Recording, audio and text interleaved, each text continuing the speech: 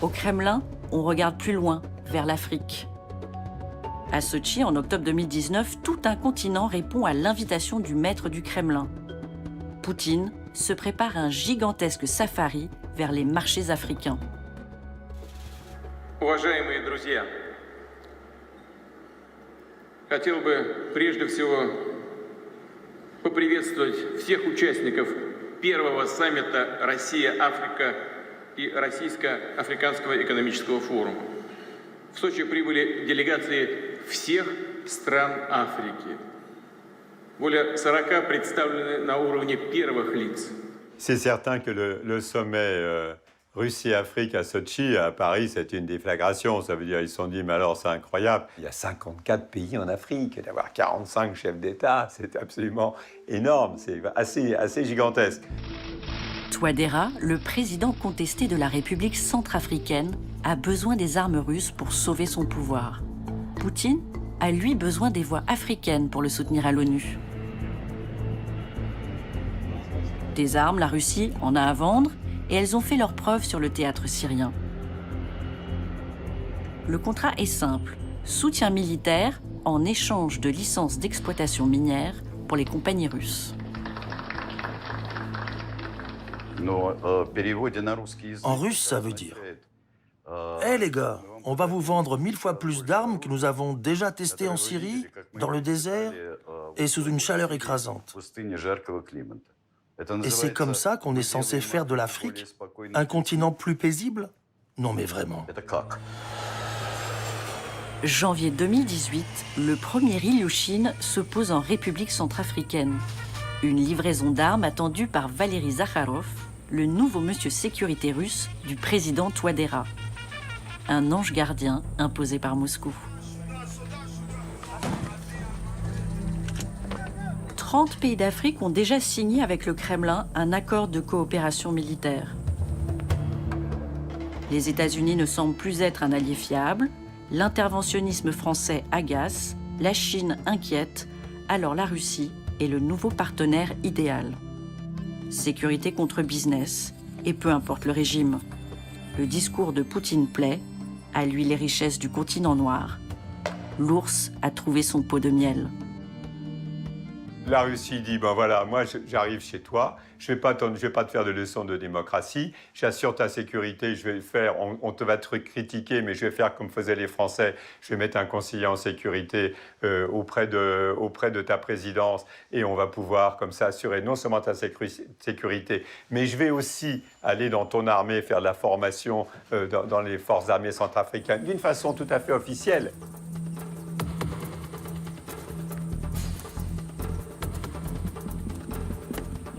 Dans l'ancien palais de Bokassa, à l'abri des regards, Valery Zakharov, le conseiller occulte et ses mercenaires s'acquittent d'une double mission.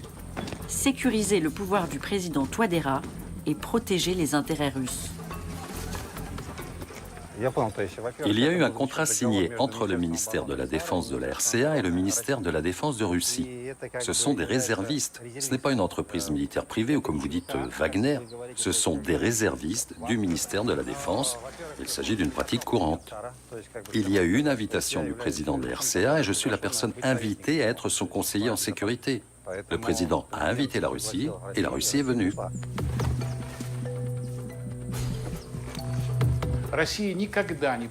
La Russie n'exigera jamais des représentants des États un rapport sur les droits de l'homme. Non. Mais elle exigera des marques de loyauté et l'accès pour ses entrepreneurs à ces mines. Tout le monde sait que le groupe Wagner, ce ne sont pas de simples mercenaires au service de la sécurité du pays, mais que Wagner est aussi là pour assurer la sécurité des actifs de M. Prigojine sur ses terres. Diable à l'affût, Yevgeny Prigojine obtient de Bangui, pour sa société Lobay Invest en 2018, plusieurs permis d'exploitation. Et peu importe si les gisements d'or et de diamants se trouvent en zone tenue par les rebelles. Ces mercenaires, les Wagner, sont là pour sécuriser l'accès aux mines. Les diamants du sang, soumis à embargo, sont discrètement exportés. L'autocrate Touadéra est protégé, Prigojine s'enrichit et Poutine gagne des positions en Afrique sans bourse déliée. Un deal gagnant. Le fait de prendre pied comme ça dans un pays d'Afrique centrale, qui est la zone traditionnelle, on va dire, d'influence géopolitique de la France depuis très longtemps, on ne peut pas ne pas le voir comme un pied de nez à la présence française dans la région ou comme une menace aux intérêts stratégiques de la France dans la région. C'est clair et net. Fin 2016, les troupes françaises venues stopper la guerre civile, mandat terminé, quittent le pays. Une aubaine pour Zakharov, Prigojine et leurs hommes. À Paris, on s'agace de la présence russe. Il y a une présence active de la Russie, récente, significative, anti-française. Wagner, c'est des supplétifs. C'est pas vraiment l'armée, c'est des supplétifs qui agissent sous l'autorité d'un monsieur qui s'appelle monsieur Prigojine. Et s'il m'entend là, au-delà de cette salle, qu'il sache qu'on le connaît bien. Voilà. Si l'adversaire a une faiblesse, il faut en profiter. La Russie a cette tentation, cette convoitise d'aller hisser son drapeau dans les endroits où elle peut le faire. Dans le ciel et sur les murs de Bangui, on chante l'amitié russo-africaine. Les Kalachnikovs ont gagné la paix et Moscou les cœurs. Une opération de soft power efficace. Financée par la compagnie minière russe Lobay Invest, les hôpitaux de brousse, les radios et les cinémas racontent la bienveillance du nouveau frère, l'ours russe. Des animaux laborieux cultivaient du maïs et du manioc. Une fable qui conte les mésaventures des animaux de la savane qui voient leur récolte pillée par les hyènes avides. Pour saisir la récolte. L'ours, d'un pays lointain du Nord, qui s'appelle la Russie, et s'est rendu sur le lieu et de son ami. Ils ne pouvaient pas rester indifférents, parce qu'ils sont amis depuis très longtemps et doivent s'aider l'un l'autre.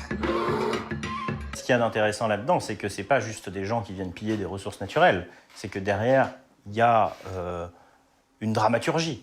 Voilà, il y a une histoire à raconter qui est notamment celle de l'ours qui va libérer le peuple centrafricain de l'oppression néocoloniale française, puisque c'est ce narratif-là qui est mis en place.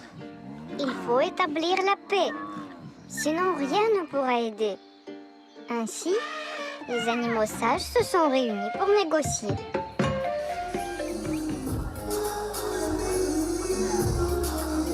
Les beautés de Bangui sont célébrées par Zakharov et les conseillers russes.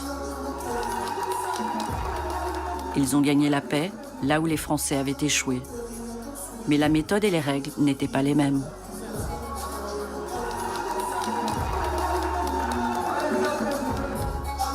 Disons que le fin mot de l'histoire, c'est de dire qu'on peut tous vivre ensemble en paix, sous bien évidemment la supervision et l'œil bienveillant de l'ours.